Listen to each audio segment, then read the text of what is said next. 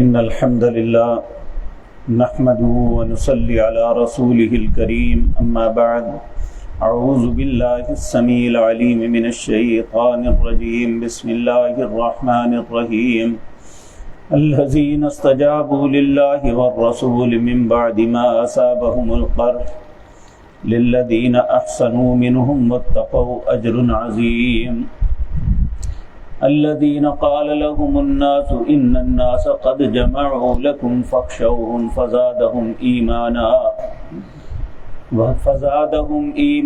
وقالوا حسبنا الله ونعم الوكيل فانقلبوا بنعمة من الله وفضل لم يمسسهم سوء واتبعوا رضوان الله والله ذو فضل عظيم انما ذلكم الشيطان يخوف اولياءه فلا تخافوهم وخافون ان كنتم مؤمنين ولا يحزنك الذين يصارعون في الكفر انهم لن يضروا الله شيئا يريد الله الا يجعل لهم حظا في الاخره ولهم عذاب عظيم ان الذين اشتروا الكفر بالايمان لن يضروا الله شيئا ولهم عذاب الیم۔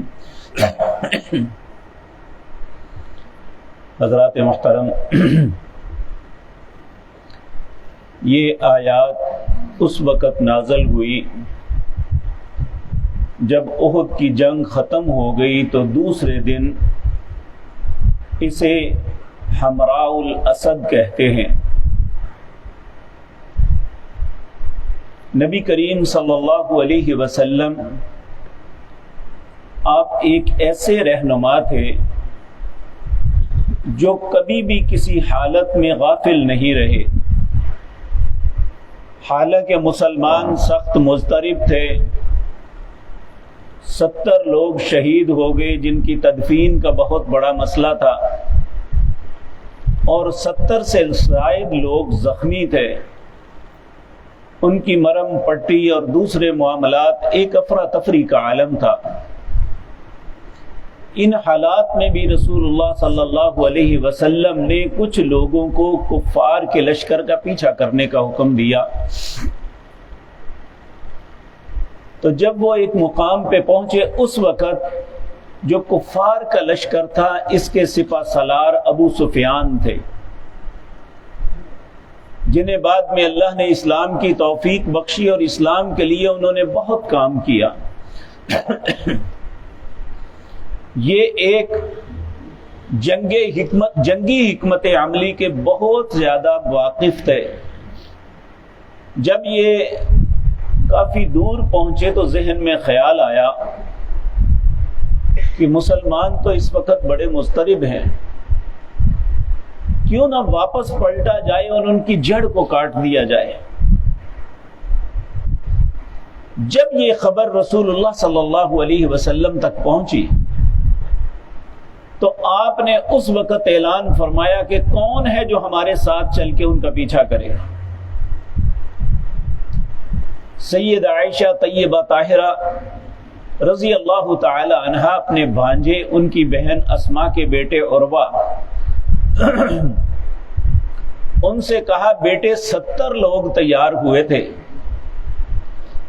ان میں تیرے دونوں باپ تھے۔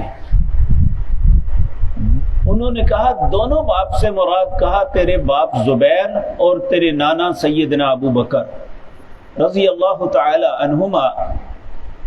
یہ دونوں اس وقت اس لشکر میں فوراً تیار ہو گئے تھے جس کے لیے رسول اللہ نے لوگوں کو پکارا تھا کہ ہمارے ساتھ چلو۔ ایسے حالات میں جب مسلمان تھکے ہوئے تھے، زخمی تھے، بعض کے رشتہ دار خاندان کے لوگ شہید ہوئے تھے، ایسے حالات میں بات کو ماننا یہ بہت بڑی اور عظمت والی بات تھی۔ اللہ ان کی تعریف کرتے ہوئے کہتے ہیں الذین استجابوا للہ والرسول، وہ جنہوں نے اللہ اور اس کے رسول کی دعوت کو، بات کو قبول کر لیا، من بعد ما اصابہم القرح، جب کہ وہ سخت زخموں کی حالت میں تھے،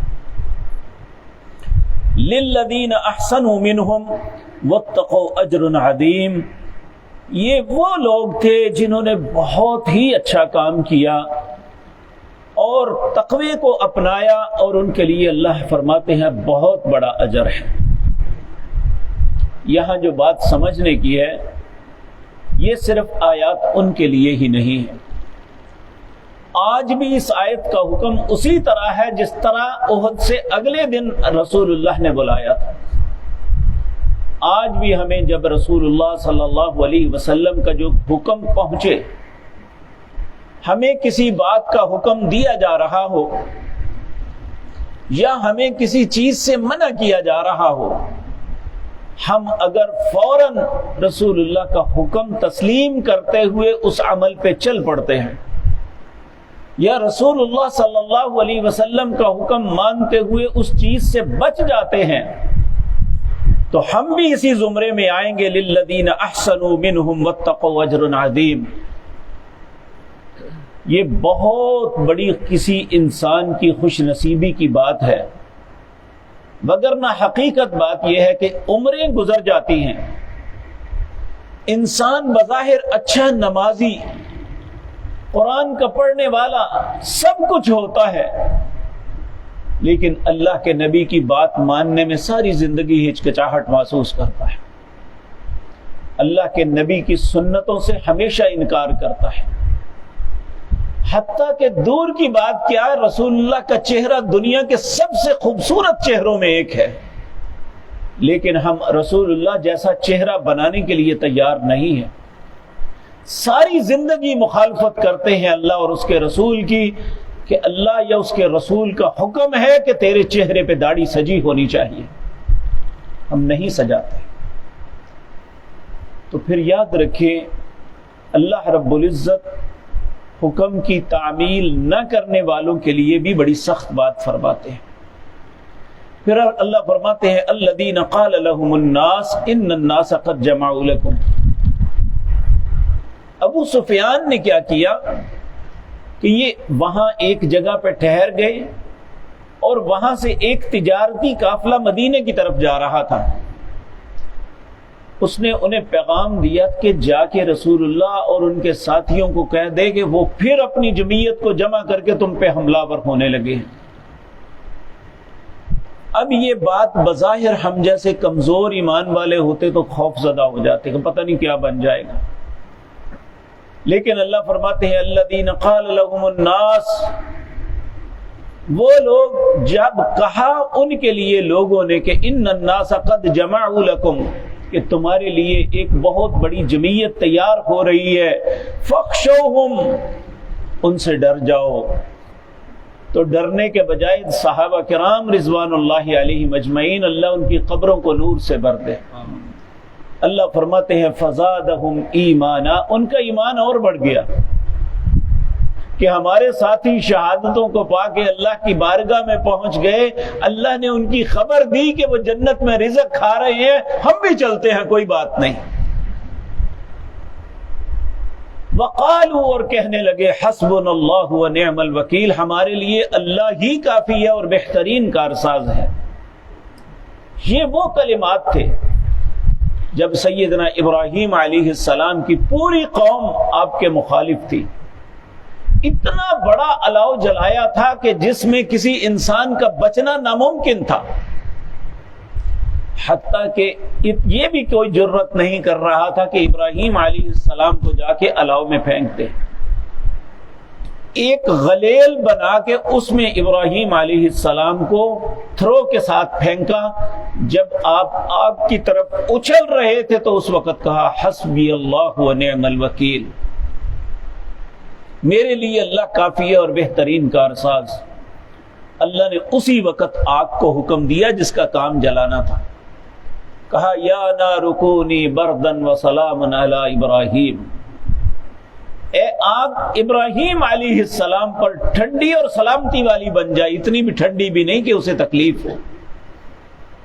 تیرا کام جلانا ہے، جلانے کی اجازت میں نے دی ہے، تیرا رب تجھے حکم دیتا ہے صرف ابراہیم کے لیے ٹھنڈی ہو جا، وگرنہ آگ اسی تپش اسی تمازت کے ساتھ تھی کہ کوئی شخص قریب نہیں آ سکتا تھا، لیکن ابراہیم محفوظ اس کے اندر بیٹھے ہوئے۔ تو صحابہ کرام رضوان اللہ علیہ مجمعین نے بھی وہی کلمہ کہا کہ جب انہوں نے کہا فخشوہم، ڈر جاؤ ان سے، فزادہم ایمانا، ان کا ایمان اور بڑھ گیا، سب نے بیک زبان کہا حسبنا اللہ ونعم الوکیل، ہمارے لیے اللہ ہی کافی ہے اور بہترین کارساز ہے۔ پھر اللہ فرماتے ہیں یہ اللہ پہ اعتماد، اللہ پہ بھروسہ کہ کفار کے دلوں میں روب پڑ گیا۔ جب انہیں پتا چلا کہ ہمارے تو وہ پیچھا کرنے کے لیے آ گئے ہیں، ہم سمجھتے تھے ہم ان کی جڑ کاٹ دیں، تو وہ آپس میں ایک دوسرے کو تسلی دینے کے لیے کہتے ہیں اب ہم چلتے ہیں، اگلے سال پھر آئیں گے، خوب تیاری کر کے آئیں گے۔ تو اللہ اہل ایمان کو کہتے ہیں فانقلبوا بنعمت من اللہ وفضل، جب یہ لوٹے تو اللہ کی نعمتوں اور اس کے فضل کے ساتھ، لم یمسسہم سوء، انہیں کسی تکلیف نے چھوا تک نہیں۔ حالانکہ منافقین کہتے تھے لو جی اپنی موت نو دعوت دینے لگے، یہ موت کے منہ میں جا رہے ہیں۔ اللہ فرماتے ہیں فانقلبوا بنعمت من اللہ وفضل لم یمسسہم سوء، اور کہتے ہیں جب یہ لوٹے اللہ کی نعمت سے اور اس کے فضل سے، لم یمسسہم سوء، انہیں کوئی بھی تکلیف نہ پہنچی۔ واتبعوا رضوان اللہ، یہ سب کچھ کیوں ہوا؟ کہ وہ اللہ کی رضامندی کے لیے نکلے تھے، انہوں نے اتباع کی، اللہ کی رضامندی کی۔ واللہ ذو الفضل العظیم، جو اللہ کی رضامندی کو طلب کرتا ہے اللہ بہت بڑے فضل والے ہیں اس کے۔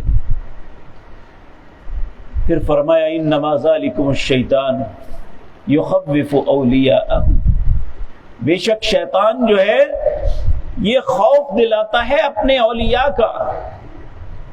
اب ان لوگوں نے جنہوں نے مسلمانوں کو ڈرانے کی کوشش کی، اللہ نے انہیں شیطان کہا کہ شیطان اپنے ساتھیوں سے ڈرانے کی کوشش کرتے ہیں کہ ان سے خوف کھا جاؤ۔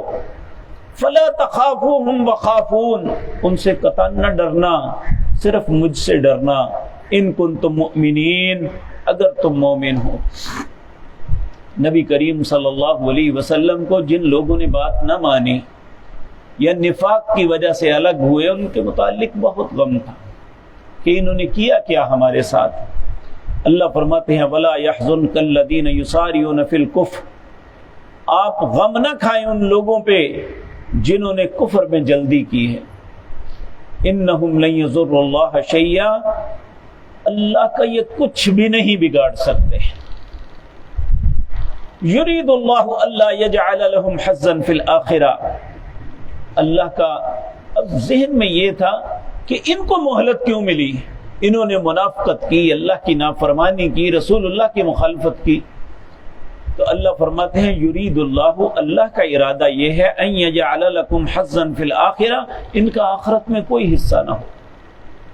یہ قرآن کریم میں کئی 2-3 مقام پہ ایسی آیات آتی ہیں، کیونکہ عموماً بعض لوگ جو ظلم کرنے والے ہیں، لوگوں کا حق مارتے ہیں، لوگوں کے ساتھ بددیانتی خیانت کرتے ہیں، کہتے ہیں جی اللہ انہیں کیوں نہیں پکڑتا، جی یہ جوا کھیلتے ہیں، یہ قتل کرتے ہیں، یہ ڈکیتیاں کرتے ہیں، کیوں نہیں اللہ پکڑتا؟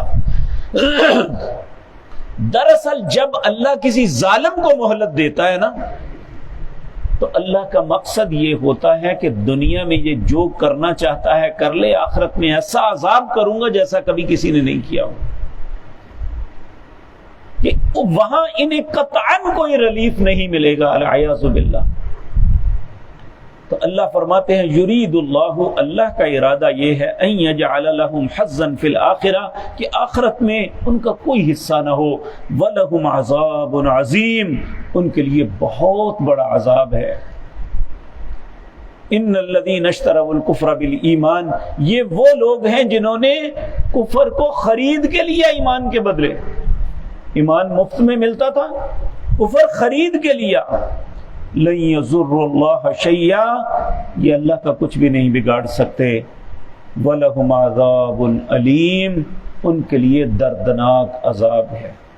یہ آیت ان کے لیے بھی ہے جو آج اسلام کا دعویٰ کرتے ہیں لیکن کفر اور الحاد کی زندگی بسر کرتے ہیں، ہر کام میں اسلام کی مخالفت کرتے ہیں، اللہ اور اس کے رسول کے خلاف چلتے ہیں، جن باتوں کا اللہ یا اس کے رسول نے حکم دیا وہ نہیں مانتے، جن سے منع کیا وہ ان کے لیے بڑی رغبت والی ہیں۔ یہ آج بھی وہ لوگ اس آیت کے زمرے میں آتے ہیں کہ وہ ایمان کے بدلے کفر کو خرید رہے ہیں۔ اللہ کا یہ کچھ بھی نہیں بگاڑ سکتے۔ اللہ ہم سب پہ رحم فرمائے، ایسی خباثت سے محفوظ رکھے کہ اللہ یا اس کے رسول کے حکم کی کھلی خلاف ورزی کرتے رہیں زندگی میں اور اپنے آپ کو اچھا بھی سمجھیں۔ اللہ فرماتے ہیں نہیں، وہ اچھا نہیں۔ وَلَهُمْ عَذَابٌ أَلِيمٌ، ایسے بندے کے لیے، ایسی قوم کے لیے دردناک عذاب ہے۔ اللہ ہم سب کو اپنے عذابوں سے، اپنے غصے اور ناراضگی سے محفوظ رکھے۔ اقول قولی ھذا واستغفر اللہ۔